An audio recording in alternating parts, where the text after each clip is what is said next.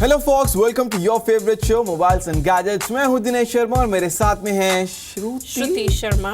श्रुति, किस काम में बिजी हो? हमारा शो स्टार्ट हो चुका है। I mean, what's wrong with you? Do you know which phone I have, Dinesh? Which phone? अगर ये पता होता तो तुम ये मुझसे सवाल नहीं पूछ रहे होते। कौन सा फोन है और क्या है? See, it has a dual lens camera.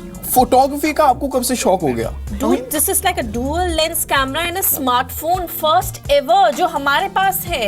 Really? Yeah, I'm talking about Huawei P9 और देखते हैं कि ये पहला स्मार्टफोन जिसमें 2 कैमरे दिए गए हैं कितना वर्थ इट है।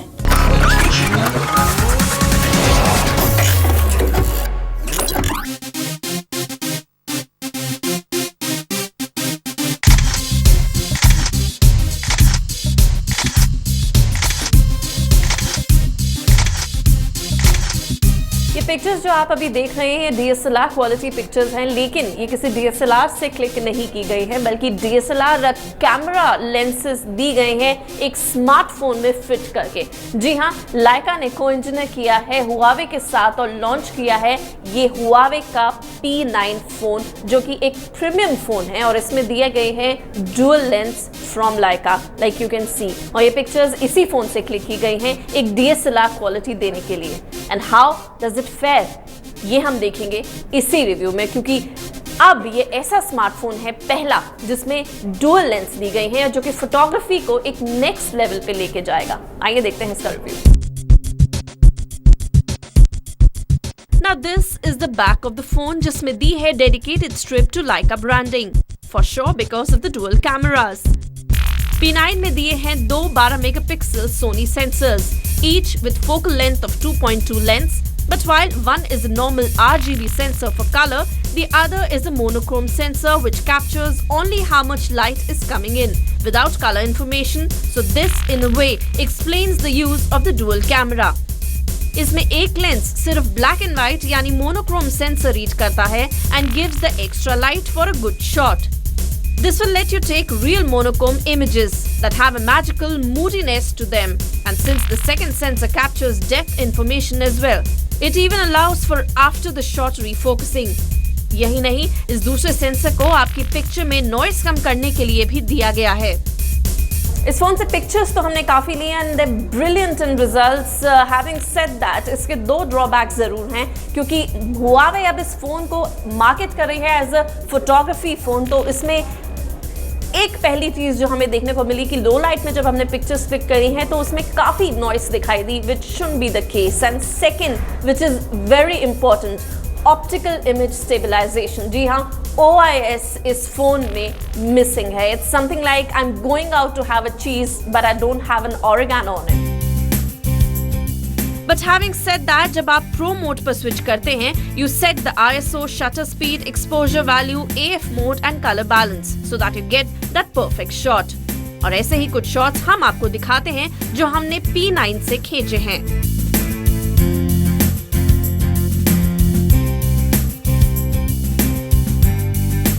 Saturation levels are balanced and images are spectacular.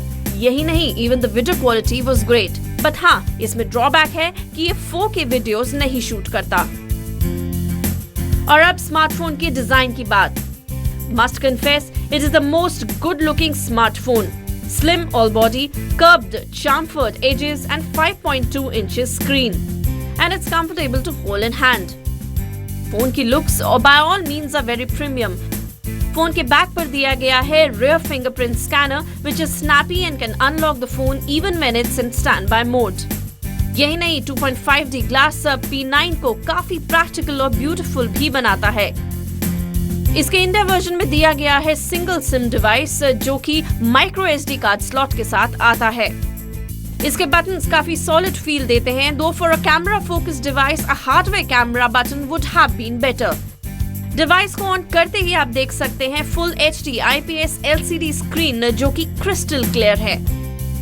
इसमें दिया गया है Android 6.0 with Huawei's Emotion UI on the top, and while it includes Marshmallow's marquee features like Now on Tap, Doors and new app permissions. User interface काफी simple और chic है and very basic icons are given on the top. And rest specs include 5.2 inches touchscreen, 1080s to 1920p resolution, Powered by 1.8 GHz octa-core high silicon Kirin 955 processor, 3GB RAM, 32GB internal storage जो कि 256GB तक expandable है via micro SD card. 12 megapixel dual cameras, 8 megapixel front shooter, Android 6.0, 3000 mAh battery, single SIM. After playing games and using phone for a good photography, 300 mAh battery ने हमारा साथ सिर्फ एक दिन तक दिया, which is not too good, especially जब ये फोटोग्राफी फोन बोल के मार्केट किया जा रहा है. हालांकि इसमें फास्ट चार्जिंग सपोर्ट दिया गया है थ्रू Type-C चार्जिंग सिस्टम और ये सिर्फ 2 घंटे में ही फुल चार्ज देता है. So all in all, Huawei P9 has lots going for it. It has a brilliant design, at least my favorite. Dual lens camera दिया गया है for brilliant pictures. What else do you want? But it is for 40,000 rupees. Lemax 2 है, साथ ही साथ OnePlus 3 है जो कि काफ़ी अच्छे फीचर्स दे रहे हैं कम प्राइस में. लेकिन अगर आप फोटोग्राफी बफ हैं and you're actually looking for a smartphone with good picture quality that it should have, then go for this and wait for some time. Maybe price कम हो जाएगा. So, wasn't that good camera?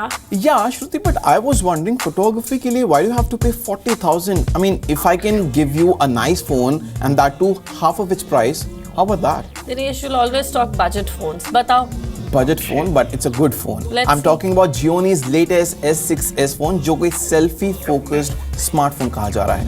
Let's see.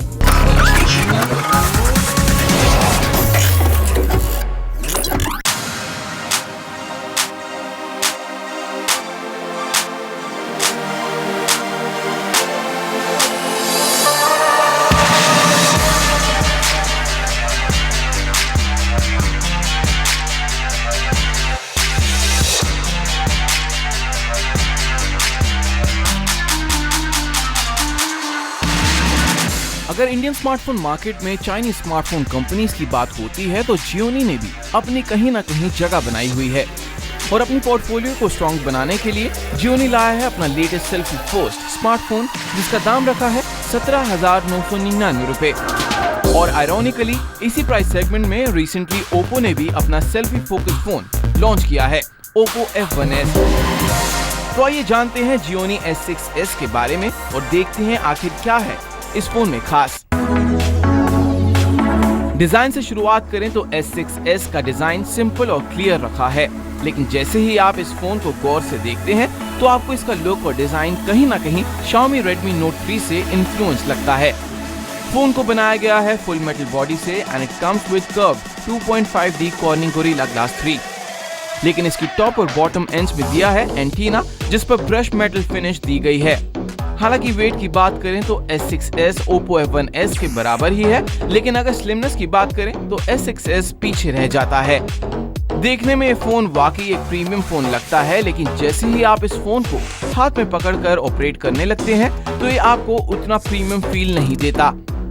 इसका SIM slot आपको मिलता है left hand side पर, तो वहीं right hand side पर आपको मिलते हैं वॉल्यूम रॉकर्स और पावर बटन. यही नहीं, इसकी बैक पर आपको मिलता है Xiaomi का नया लोगो जिसको इसी साल MWC बार्सिलोना में अनवील किया गया था. और उसी के ठीक ऊपर आपको मिलता है फिंगरप्रिंट सेंसर, फ्लैश और एक कैमरा. फोन में दी है 5.5 inch full HD IPS screen with a resolution of 1920x1080 pixels और साथ में इसमें दिया है 2.5D कर्व्ड एज ग्लास जो आजकल हमें काफी फोन्स में देखने को मिल रहा है. इसकी स्क्रीन आपको देती है ब्राइट और एक्यूरेट कलर और साथ में इसके व्यूइंग एंगल भी अच्छे हैं. लेकिन इस फोन की स्पेसिफिकेशंस क्या है, आइए जानते हैं. The phone is powered by 1.3 GHz octa-core MediaTek MT6753 processor clubbed with 3GB RAM and 32GB internal memory, जिसे आप 128GB तक एक्सपैंड भी कर सकते हैं. इसके साथ ही ये रन करता है Android 6.0 Marshmallow पर with Amigo 3.2 यूजर इंटरफेस. हालांकि इस पर हमें मल्टीटास्किंग में कुछ ज्यादा दिक्कत तो नहीं आई, लेकिन गेम खेलने पर ये फोन हीट जरूर हो रहा था. मगर ओवरऑल हम ये कह सकते हैं कि इस फोन ने हमें अपनी परफॉर्मेंस से ज्यादा निराश नहीं किया. अब बात S6s के कैमरा डिपार्टमेंट की और शायद यही इस फोन की USP है. Xiaomi ने S6s में दिया है 8 megapixel camera with selfie flash और अगर आपको सेल्फी फ्लैश के अलावा और लाइट चाहिए तो आप मैनुअली अपनी स्क्रीन की लाइट भी ऐड कर सकते हैं. इसके साथ ही इसमें दिया है 13 megapixel rear camera with face detection, auto focus and LED flash.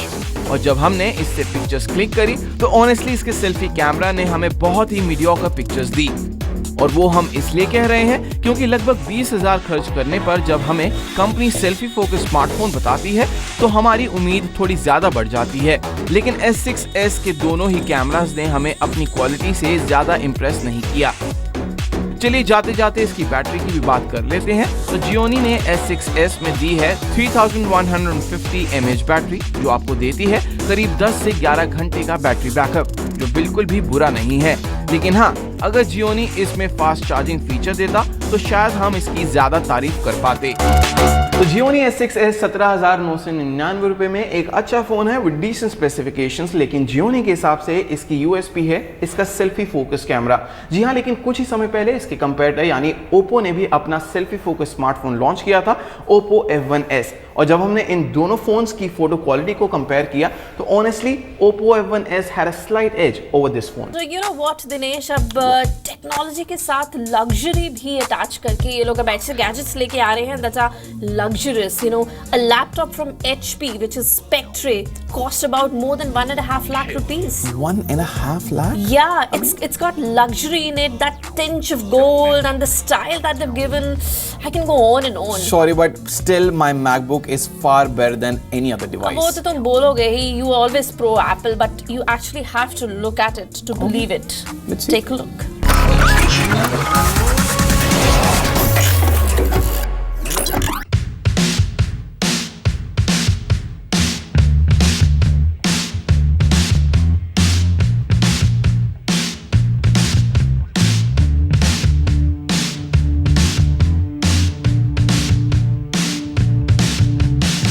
इसमें कोई दो राय नहीं है कि लैपटॉप्स दिन ब दिन पतले होते जा रहे हैं। जहां एप्पल ने अपने मैकबुक को रीडिजाइन कर इस कल्चर को स्टार्ट किया, तो वहीं शायद HP इस कल्चर को एक नए लेवल पर ले जाना चाहता है। और वो हम इसलिए कह रहे हैं क्योंकि कुछ ही समय पहले HP ने अपना फ्लैगशिप लैपटॉप लॉन्च किया, HP Spectre 13, जो दुनिया का सबसे पतला होने के साथ साथ सबसे हल्का लैपटॉप भी है। लेकिन इस गॉर्जियस मशीन का दाम शुरू होता है 1,20,000 से। तो आइए जानते हैं इस लैपटॉप के बारे में और देखते हैं कि ग्लैमर के अलावा इस लैपटॉप में और क्या खास है। सिर्फ 1.1 kg वेट और लगभग 10 मिलीमीटर थिक HP Spectre 13 वाकई पहली ही नजर में इन फिगर से इम्प्रेस कर देता है, thanks to its broad 12.8 by 9.03 inches frame. इस 13 इंच ब्यूटी को बनाया गया है gold on black colour scheme के साथ, जहां गोल्ड किसी भी डिवाइस पर थोड़ा ओवरडू लगता है, but gilded material adds a contrasting accent to the Spectre's dark finish. इसकी बैक पर दिया गोल्डन पैनल इस मशीन का थिकेस्ट पॉइंट दिखाता है और साथ ही गोल्ड कलर को HP ने नए एजी लोगो और स्पेशली डिजाइन हिंजेस के लिए भी यूज किया है। हालांकि ये तो हुई कुछ अच्छी बात, बट अनफॉर्चुनेटली इसके मिरर्ड फिनिश गोल्ड की वजह से ही आपके फिंगरप्रिंट्स इस डिवाइस पर बहुत जल्दी छप जाते हैं and it looks absolutely gross after just a few moments of handling. हालांकि अपने राउंड बैक कॉर्नर की मदद से ये 13 इंच अल्ट्राबुक कर्वेचर जरूर है, लेकिन यूजर्स इस पर सिर्फ USB-C पोर्ट का ही इस्तेमाल कर सकते हैं। इसकी बिल्ड क्वालिटी की बात करें तो Spectre 13 feels reasonably well build. इसकी कीबोर्ड ट्रे काफी सॉलिड लगती है और इसमें दी है बैकलाइट जो आपको डार्क लाइट में टाइप करने में मदद करती है। तो वहीं कॉर्नर्स भी इतने टफ लगते हैं कि गिरने पर ये अंदर के कंपोनेंट्स को बचा सकें। तो वहीं इसके पिस्टन हिंज भी काफी यूनिकली डिजाइन किए गए हैं और यही इस डिवाइस को बाकी अल्ट्राबुक से अलग बनाता है। लेकिन सैडली इसके हिंज इतने स्ट्रॉन्ग नहीं है कि स्क्रीन को स्टेबल रख पाएं। लेकिन Spectre 13 का टच पैड थोड़ा डिसअपॉइंटिंग है। हालांकि बेसिक यूज के लिए it performs well, but it is not a Microsoft certified precision touch pad और शायद इसीलिए ये इतना रिस्पॉन्सिव नहीं है। इस अल्ट्राबुक पर दी गई full HD IPS screen amazing है। इनफैक्ट कॉन्ट्रास्ट और ब्राइटनेस आर एक्सीलेंट और इस पर व्यूइंग एंगल्स भी काफी अच्छे हैं। लेकिन इतने पैसे खर्च करने पर अगर हम एप्पल के रेटिना डिस्प्ले या फिर Dell XPS 13 के 3200x1800 रेजोल्यूशन जितना एक्सपेक्ट करें तो वो गलत नहीं होगा।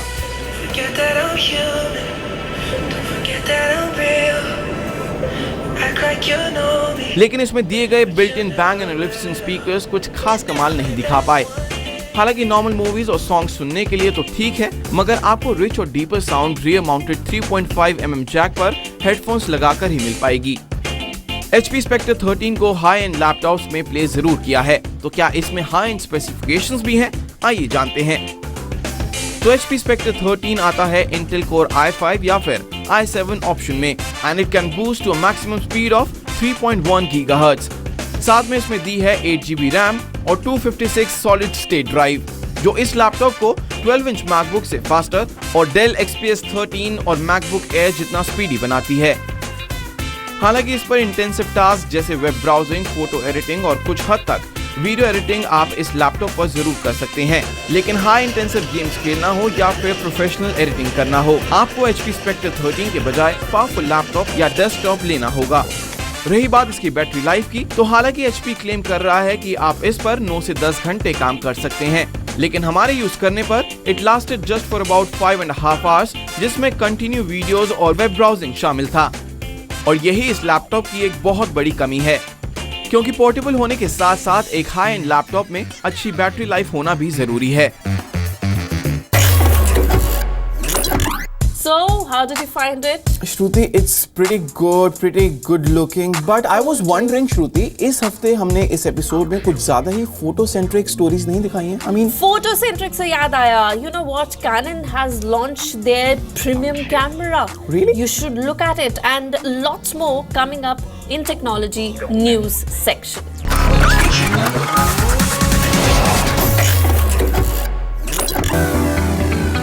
पूरे 4 सालों के लंबे इंतजार के बाद कैनन ने लॉन्च किया अपना नया EOS 5D Mark IV camera. इसमें 4K रिकॉर्डिंग फीचर है और साथ ही डुअल पिक्सल ऑटो फोकस भी है।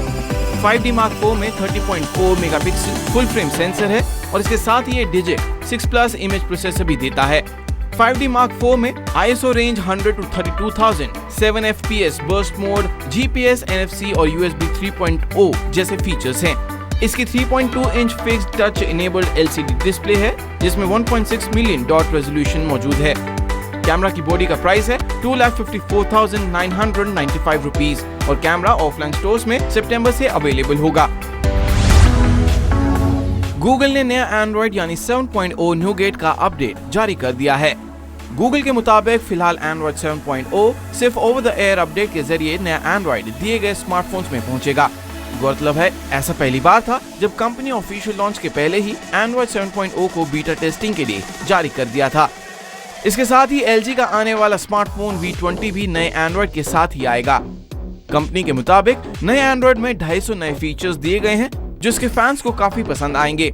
गूगल के नए एंड्रॉइड में split view screen, multi window, direct display, नया नोटिफिकेशन पैनल, नंबर ब्लॉकिंग और डेटा सेविंग मोड जैसे खास फीचर्स शामिल हैं।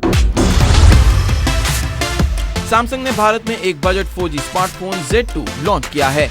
इसमें टाइजन ऑपरेटिंग सिस्टम दिया गया है और इसकी कीमत 4,590 रुपए है। इसके साथ रिलायंस जियो का 3 महीने तक के लिए प्रीव्यू ऑफर भी लिया जा सकता है। ये पहला Tizen operating system based smartphone है जिसमें 4G LTE सपोर्ट दिया गया है। भारत में ये फोन 29 अगस्त से मिलना शुरू हो जाएगा। 4 इंच स्क्रीन वाले स्मार्टफोन में 1.5 GHz क्वाड कोर प्रोसेसर और 1GB रैम दी गई है। इसके साथ ही 8GB की इंटरनल मेमोरी दी गई है, जिसे आप 128GB तक माइक्रो SD कार्ड के साथ एक्सपैंड भी कर सकते हैं। बेसिक फोटोग्राफी के लिए इसमें 5 मेगापिक्सल रियर और फ्रंट में VJ कैमरा दिया गया है। इसकी बैटरी 1500 mAh की है, जिसके जरिए 8 घंटे तक 4G वेब ब्राउजिंग की जा सकती है। उबर ने हाल ही में अमेरिका में बिना ड्राइवर वाली कैब उतारने का ऐलान किया था, लेकिन अब सिंगापुर में एक कंपनी ने इसकी शुरुआत भी कर दी है। हालांकि इसे फिलहाल ट्रायल के तौर पर सड़ा है, लेकिन इसमें पैसेंजर्स भी होंगे। मतलब ये कि इसे दुनिया की पहली ड्राइवरलेस कैब कहा जा सकता है।